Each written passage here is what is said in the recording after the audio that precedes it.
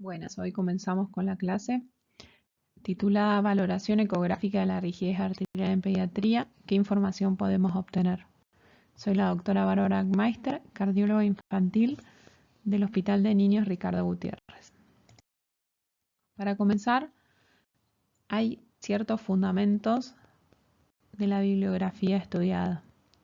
El estudio Bogalusa de 1998 confirmó que las lesiones ateroscleróticas coronarias eran más prevalentes en jóvenes con múltiples factores de riesgo. El efecto de la obesidad desde la infancia hasta la adultez provoca daño vascular acumulativo. En 2001, la medición ecográfica del espesor intimal carotidio comenzó a ser utilizado en pediatría como evaluación no invasiva de aterosclerosis subclínicas en niños asintomáticos con factores de riesgo. Acá les dejo la cita del Lancet. El aumento del espesor intimal carotidio se considera la etapa histológica de la aterosclerosis. Es indicador temprano de daño vascular. La rigidez arterial es una medida del daño acumulativo en la pared arterial provocada por los factores de riesgo y el envejecimiento vascular.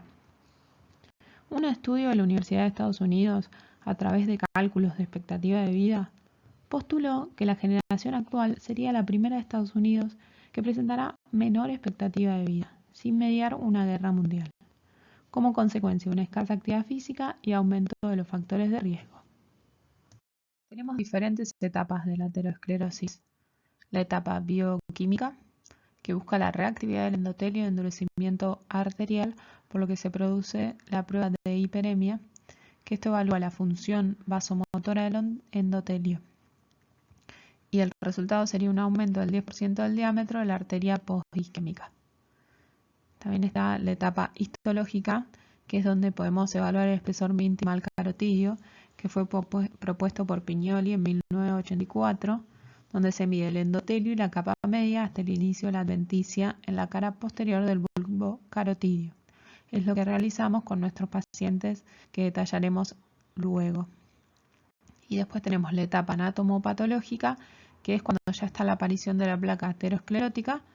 Ahí se realiza el estudio de la placa, tamaño, superficie, composición histológica y porcentaje de estenosis. Esta etapa bioquímica que yo les decía, lo que evaluamos es la función del endotelio, principalmente en la arteria braquial. Se basa en la visualización de la arteria con ultrasonido para medir el diámetro de la luz del vaso antes y después de la hiperemia, secundaria a un periodo de isquemia. Siguiendo con la medición del espesor intimal carotidio, algo que voy a insistir en toda esta clase, es porque esta medición del espesor intimal carotidio es un método reproducible no invasivo y válido para detectar en forma temprana el daño de órgano blanco causado por la aterosclerosis. En niños, la implementación de ecografía carotidia de alta resolución es muy reciente, por lo cual se carecían consensos con los valores limítrofes. Lo que vimos en artículos que en 2001 reportan la asociación del incremento del espesor intimal carotidio en niños con obesidad severa. Bueno, en este corte anatómico que visualizamos la arteria carotidia común con sus ramas, y aquí está la zona que llamamos bulbo carotidio. Es ahí donde medimos el espesor intimal, ya que es una zona donde hay flujo turbulento por la ramificación de las ramas. Entonces medimos desde, medimos el endotelio y la capa media hasta el inicio de la adventicia, que es esto que vemos más brillante, hasta ahí. Acá tenemos otra imagen del bulbo carotidio y ahí es donde vemos el espesor intimal. Lo que me olvidé decirles es que se mide principalmente en la pared posterior del bulbo carotidio. Y acá tienen el espesor intimal.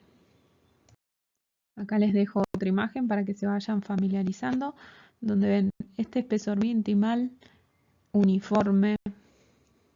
Y bueno, y después con la medición vemos el tamaño que tiene.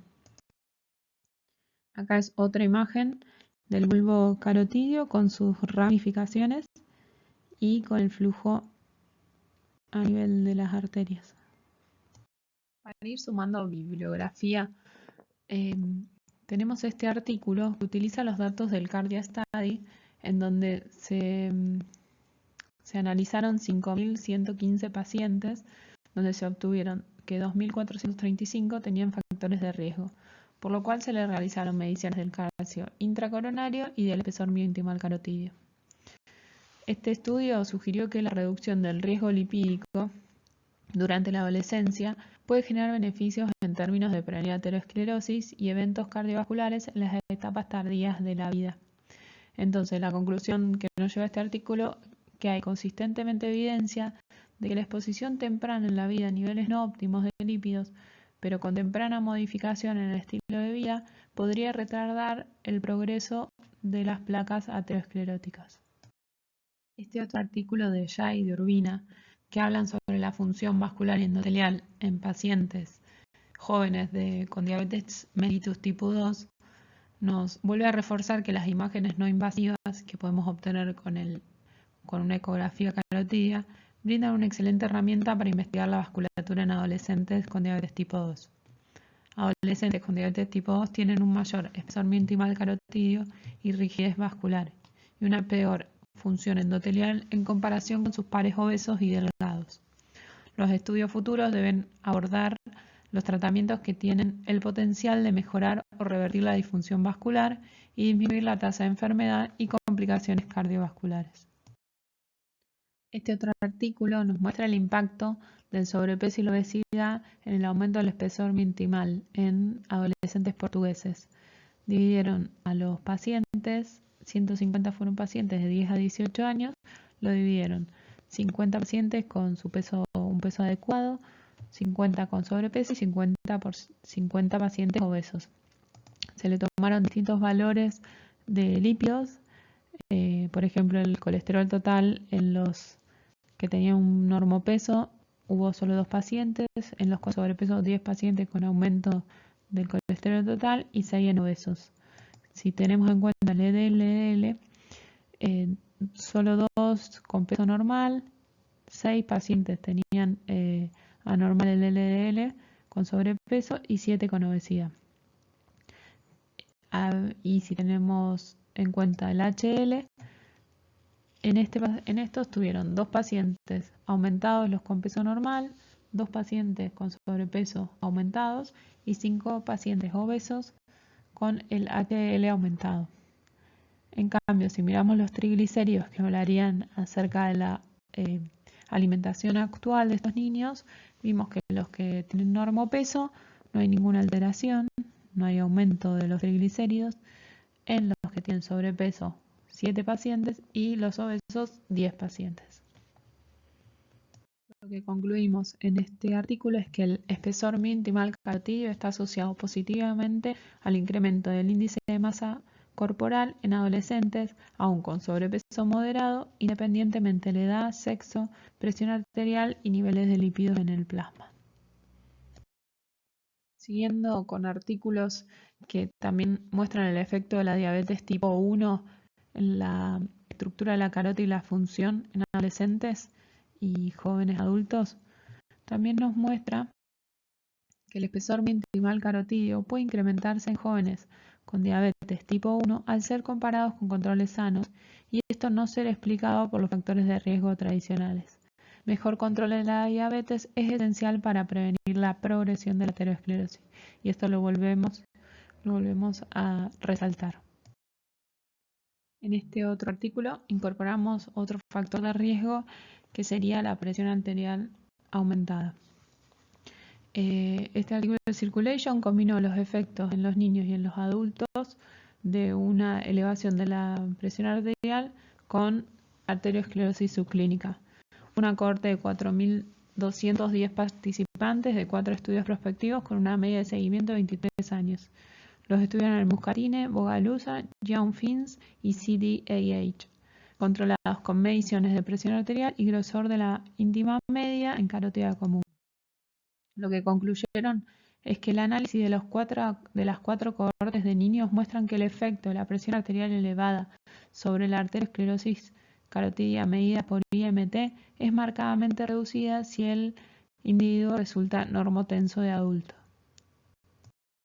Para seguir promocionando que la prevención primordial es esencial, vemos en este artículo de Circulation que obesidad severa en niños y adolescentes muestra que en estudios longitudinales pediátricos sobre factores de riesgo han demostrado grupos de sujetos con obesidad durante la niñez y adolescencia que están asociados a un incremento del espesor intimal y rigidez de la aorta abdominal.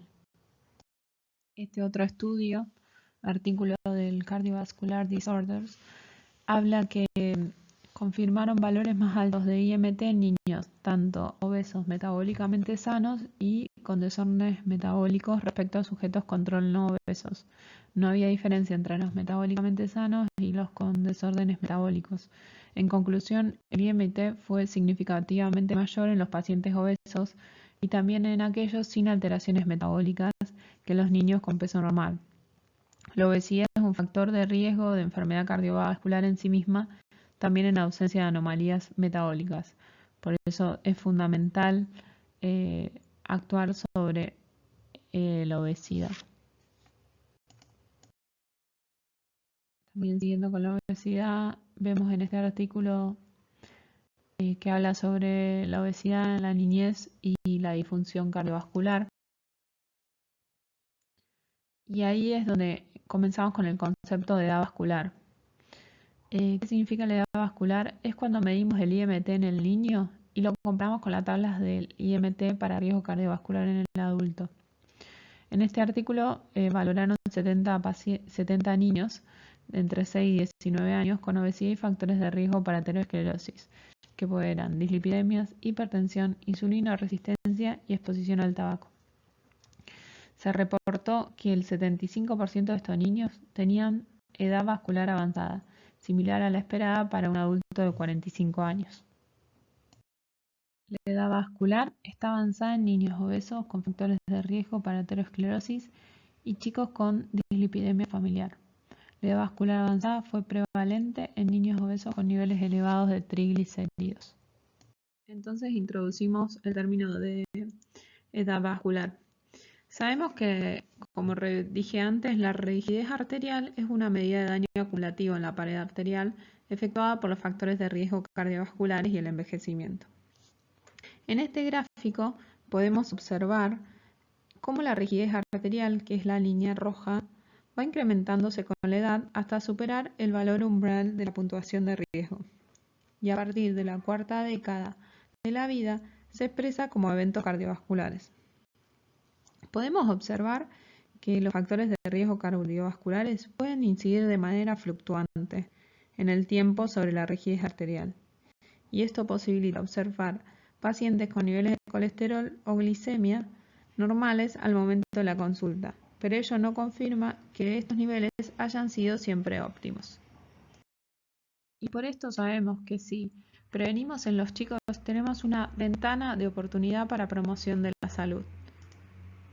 Es en esta edad en la cual debemos promover la salud y evitar los potenciales efectos de los factores de riesgo sobre la vasculatura de estos niños. Y es por eso que en este otro gráfico sabemos que existe un envejecimiento vascular fisiológico que es acorde a la edad del paciente. Pero cuando el envejecimiento es mayor al esperado para la edad, hablamos de envejecimiento vascular prematuro. En este gráfico, en la línea azul, observamos el envejecimiento vascular fisiológico. En la línea roja, el envejecimiento vascular prematuro, provocado por los distintos factores de riesgo y conductas no saludables. En la parte inicial de la curva, es decir, en la infancia, hay un periodo para su detección temprana, de manera que podemos iniciar un tratamiento agresivo y también temprano de los modificadores de la aterosclerosis, así reduciendo significativamente el envejecimiento vascular prematuro, que sería esta línea marrón. Si la detección es tardía, la modificación de los factores de riesgo no va a producir una reducción exitosa del envejecimiento prematuro y los eventos cardiovasculares no van a tardar en aparecer. Sabemos que existen, para determinar la edad vascular avanzada se puede detectar con la presión de la aorta central, la velocidad de onda de pulso, el espesor miointimal, la disfunción endotelial y con biomarcadores tisulares. Introducción a la ecografía de vasos de cuello. Para comenzar a realizarla, vamos a necesitar un ecógrafo con transductor lineal, un tensiómetro con magnitos adaptables a diferentes edades y tamaños de brazo. Iniciamos tomando los datos filiatorios, antropométricos y tomamos la tensión arterial en el brazo derecho. Después seguimos con la exploración carotidia. Se comienza con un lento estudio en proyección transversal desde la porción más baja del cuello, inmediatamente por encima de la clavícula, hasta 4 a 6 centímetros por encima de la bifurcación, cerca del ángulo de la mandíbula. Con esto permitimos identificar cambios en el curso de la carótida y ayuda a determinar la extensión y localización de posibles placas en carótida común e interna. A continuación, el transductor se coloca longitudinalmente. Es importante colocarlo lo más paralelo posible para visualizar mejor las capas de la pared arterial y así tomar, por un lado, el espesor míntimal próximo al bulbo carotidio. Es esta zona, ¿sí? Porque es una zona de mayor turbulencia y dilatación, de la cual después la carótida común se divide en la rama interna y la rama externa.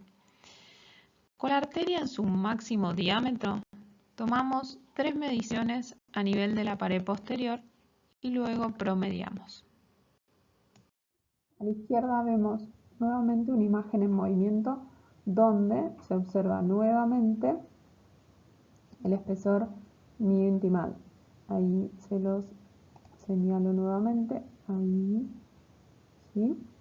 Y en la imagen a la derecha, una imagen del modo M en carótida común que nos permite obtener diferentes diámetros, ¿sí? El diámetro mayor, el diámetro menor, ahí estaría el diámetro mayor, aquí, el diámetro menor, que une el espesor miointimal mayor, que nos servirá junto con la tensión arterial para el cálculo de la rigidez arterial por ecografía. Otra cosa que realizamos junto con el espesor miointimal carotidio, también evaluamos el espesor miointimal femoral para determinar si es que existe o no alteraciones a ese nivel. Bueno, para resumir, y antes de entrar en los casos clínicos, acá les muestro nuestra base de datos, la llamamos DeVine, que es una base de datos de ecografía doppler vascular que tenemos en el servicio de cardiología. En esta base de datos, lo que, como les decía, primero anotamos los datos filiatorios, el peso y la talla, medimos el índice de masa corporal y lo analizamos con obesidad, sobrepeso, normopeso u obesidad grave. Luego, lo que hacemos es tomar la TA en el brazo derecho del paciente acostado, medimos por ecografía vascular de vasos de cuello el diámetro máximo, el diámetro mínimo carotidio y tomamos el espesor miointimal derecho e izquierdo, derecho acá, izquierdo, y a nivel, como dijimos, de la cara posterior de la carótida previo al bulbo carotidio, de modo manual, y realizamos un promedio de 3 determinaciones de cada lado. Y luego con el espesor miointimal mayor promediado estos dos, lo colocamos aquí. A su vez tomamos el espesor miointimal femoral derecho e izquierdo. Y con esto y la tensión arterial obtenemos diferentes índices que luego les voy a explicar bien cómo son estos índices, que se llaman índices de cálculos. Acá hacemos el cálculo de la rigidez arterial. Y después percentilamos, según unas tablas que próximamente les mostraré, si es normal, normal o es anormal y en qué percentilo digamos, si es normal, qué percentilo, y si es anormal, obviamente es mayor al percentilo 95. También con estos datos sacamos el cálculo de edad vascular infantil que próximamente también les estoy explicando. Aquí de cerca les muestro nuevamente la base de datos que nosotros la titulamos DeVine, que significa detección de envejecimiento vascular acelerado en la infancia. Está vigente en el servicio de cardiología desde agosto del 2015. Lo que permite hacer, como yo le dije, colocando la TA, los diámetros, el IMT mayor, nos permite un cálculo automático de los índices de rigidez arterial. Uno es el índice de rigidez beta, el coeficiente de distensibilidad y el módulo elástico. Además, nos permite el cálculo de la BOP por ecografía y en estos desplegados tenemos los percentilos para el espesor tanto mi-intimal como los índices de rigidez arterial que podemos obtener desde acá. Caso clínico. Es un varón de 14 años, derivado del servicio de nutrición por antecedentes de dislipemia familiar. Entonces, como dijimos, le tomamos la tensión arterial en el brazo derecho, tenía una tensión arterial de 120/80, el diámetro carotidio que tomábamos a nivel con modo M en la carótida común nos dio un diámetro máximo de 6,6 milímetros, un diámetro mínimo de 5,9 milímetros y el espesor mi-intimal, tanto derecho como izquierdo, era de 0,5 milímetros. Los resultados fueron comparados con tablas de percentilos para niños y adolescentes sanos discriminados por sexo. Estas tablas fueron publicadas en el 2013 en la revista Hypertension. Se trata de una población europea y actualmente estamos trabajando para obtener valores propios. Si comparamos este niño de 14 años, su espesor mi-intimal está por encima del percentilo 95 para la edad y el sexo. También existen tablas para los índices de rigidez vascular. Estos son el coeficiente de distensibilidad, el índice de rigidez beta y el módulo elástico incremental. No se la compliquen con estos índices para el cálculo. Acá les dejo la leyenda de cómo se realizan los cálculos, pero esto en nuestra base de datos ya están incorporados estos cálculos. Ahora, con los valores obtenidos a través de nuestra base de datos que realiza ya los cálculos con los valores que incorporamos, sabemos que nuestro paciente tiene un índice de rigidez de 3,4 que nos da entre un percentilo 50 y 75. Esto estaría normal. El coeficiente de distensibilidad nos dio 44, también está dentro de lo normal para la edad y el sexo. Acá tenemos hombres y mujeres. Y el módulo elástico incremental también está dentro del percentilo normal para la edad y el sexo. En conclusión, entonces tenemos un niño de 14 años con factores de riesgo por la dislipemia familiar, con un espesor mi-intimal carotidio aumentado, mayor del percentilo 95, e índices de rigidez normales. Entonces, como le dije anteriormente, con la publicación de estas tablas de percentilos para el espesor mi-intimal carotidio en pediatría, en el 2013 fue posible comenzar a calcular la presencia de envejecimiento vascular acelerado en los niños de manera más exacta. El espesor mi-intimal anormal aumentado definido por un espesor medido mayor al percentilo 95 en el niño se correlacionó con la función lineal percentilo 90 del gráfico de percentilos del adulto según sexo, para así proyectar y obtener la edad vascular biológica que correspondía a la edad estimada del lecho vascular. Entonces, se consideró envejecimiento vascular acelerado cuando la edad vascular biológica calculada por el espesor mi-intimal carotidio superó la edad cronológica del paciente. Acá tenemos otro caso de un paciente femenino de 17 años con antecedentes, digamos, un diagnóstico de diabetes, hipertensión y obesidad.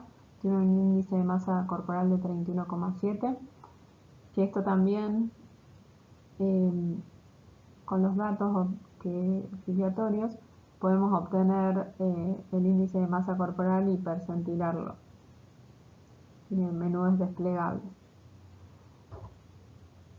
El espesor intimal izquierdo era 0,4, que si comparamos con los percentilos, la tabla de percentilos era normal para la edad, y un espesor intimal derecho también de 0,4 que era normal. La presión arterial 130/80 y obtuvimos los diferentes diámetros carotídeos, 7, 6,2 el mínimo y el IMT mayor era 0,40. Calculamos los índices de rigidez arterial y nos dieron que el índice de rigidez beta era normal, el coeficiente de distensibilidad era normal, pero el módulo elástico incremental era anormal.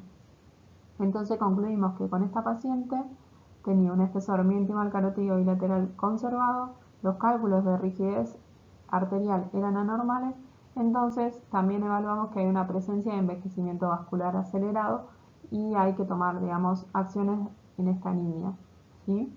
Tratar de actuar sobre los factores de riesgo que tiene, como la diabetes, la hipertensión y la obesidad, y así mejorar su edad vascular. Otra utilidad de la ecografía vascular es la BOP medida por eco. El paciente se coloca en decúbito supino y primero se mide la distancia con 1 centímetro desde el manubrio external hasta la ingle. Y luego se localiza con el ecógrafo la arteria carótida común en 2D. Se coloca el Doppler y se obtiene la onda de pulso con un registro electrocardiográfico simultáneo. Se toman 3 imágenes y se repite el mismo proceso con la arteria femoral a nivel del pliegue inguinal. Para hallar el tiempo de tránsito, se mide el tiempo desde la onda R del QRS hacia el inicio de la onda de pulso.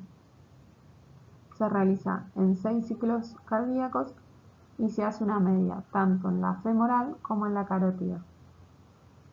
Estas medidas de tiempo, entonces, lo que tenemos que hacer es medir la distancia, multiplicarlo por 0,8, que es una constante, y dividirlo sobre las medidas de tiempo en femoral menos la de la carótida. Y así obtenemos la BOP por eco. Quiero compartir con ustedes los resultados de nuestra base de datos. Hasta el momento tenemos casi 900 pacientes estudiados, de los cuales, esto lo que le voy a mostrar ahora es desde agosto del 2015 hasta enero del 2018. Habíamos realizado 498 estudios vasculares. La mayoría de estos pacientes son pacientes con alto riesgo vascular. Esto implica pacientes con nefropatías, pacientes diabéticos y pacientes con obesidad y sobrepeso. Y también con cardiopatía congénita. De los estudios vasculares, el 78% eran infantiles y el 21,7% eran adultos. Esto marca que son 390 pacientes infantiles, de los cuales el 51,3% era femenino y el 48,7% era masculino, con una media de edad de 12,5 más o menos 3,4 años. En todos estos, ningún paciente tuvo mala ventana acústica. Como les decía, en los estudios vasculares infantiles, el 87,7% tenían alto riesgo vascular y el 12,3% eran pacientes con cardiopatía congénita. En estos, ¿qué medíamos? El espesor intimal y los índices de rigidez. Dentro de los resultados con respecto al espesor intimal, el 74% era normal y un 26% era normal. Y dentro de los cálculos de rigidez, un 75% la rigidez era normal y un 24,9% la rigidez estaba aumentada. Y si analizamos la edad vascular, el 54,6% de edad vascular era normal y el 45% tenía una edad vascular aumentada. Si vemos la relación entre alto riesgo vascular y cardiopatía, vemos que el IMT anormal estaba en un 28% de los pacientes con alto riesgo vascular y en un 10% con los pacientes con cardiopatía. La rigidez anormal casi era igual tanto en los pacientes con alto riesgo vascular como con cardiopatía, pero la edad vascular anormal se vio muy aumentada en los pacientes con alto riesgo vascular. Lo que les quería dejar también en claro es que en ningún paciente de estos evidenciamos placa ateromatosa carotidia ni femoral.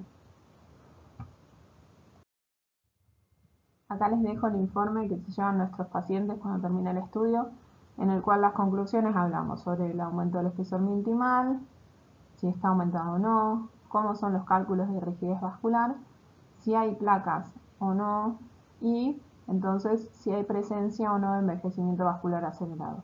Acuérdense que el envejecimiento vascular acelerado lo medíamos tanto por el aumento del espesor intimal como por el aumento de los cálculos de rigidez arterial cuando su percentilo es mayor del 95. Y también les quería decir que aunque uno de los cálculos sea mayor del percentilo 95, ya lo consideramos como un aumento en la rigidez vascular. Ya para ir concluyendo con esta clase, que espero que les haya servido mucho y que les haya gustado, quiero destacar a la ecografía de vaso de cuello como un método eficiente para la detección del envejecimiento vascular y rigidez arterial. Es altamente reproducible. Con un mínimo entrenamiento es muy fácil de obtener las imágenes y todo lo que pueda aportar estas imágenes es muy importante. Es no invasivo y de bajo costo. En nuestro grupo pediátrico y adolescente de riesgo vascular, lo hallado en la base de datos de IVAIN confirma el compromiso endotelial y el aumento de la rigidez y edad vascular.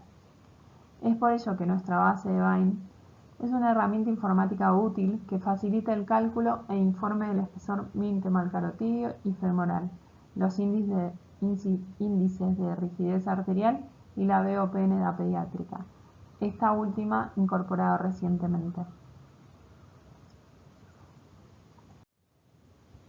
Que prontamente haremos un video explicativo, así se entiende mejor cómo tomar estos datos, que es muy fácil y obtenemos un valor muy importante si no es que tenemos los aparatos para realizar la BOP. Bueno, damos por finalizada esta clase. Les agradezco mucho, espero que les haya gustado. Y bueno, por cualquier consulta o duda, ahí dejo mi mail, barbarawag@gmail.com. Un saludo a todos.